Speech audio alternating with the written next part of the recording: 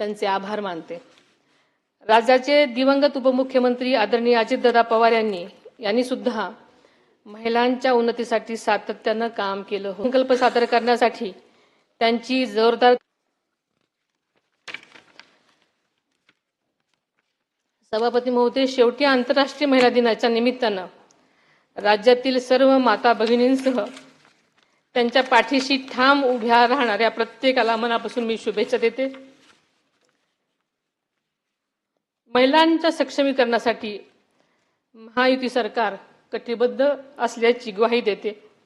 माननीय सभापती महोदय, आपल्या ग्रामीण मातीतून आलेल्या कवयित्री बहिणाबाई चौधरी यांनी स्त्रीच्या कष्ट, धैर्य आणि जिद्दीचे अत्यंत साध्या पण प्रभावी शब्दात वर्णन केले आहे। त्या म्हणतात, अरे संसार संसार जसा तवा चुल्यावर, आधी हाताला चटके तेव्हा मिळते भाकर। आपल्या सगळ्याला हे माहिती आहे, पण त्यांचा अर्थ खूप खोल आणि सखोल आहे। या ओळीमध्ये स्त्रीच्या सहनशीलतेची, कष्टाची, सृजनशक्तीची ताकद दडलेली आहे। आजची स्त्री अशा जिद्दीने संकटांना सामोरी जात स्वतःचा, कुटुंबाचा आणि समाजाचा विकास घडवत आहे।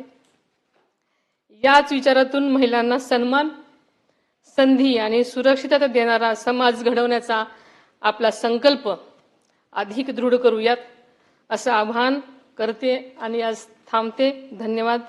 जय हिंद, जय महाराष्ट्र।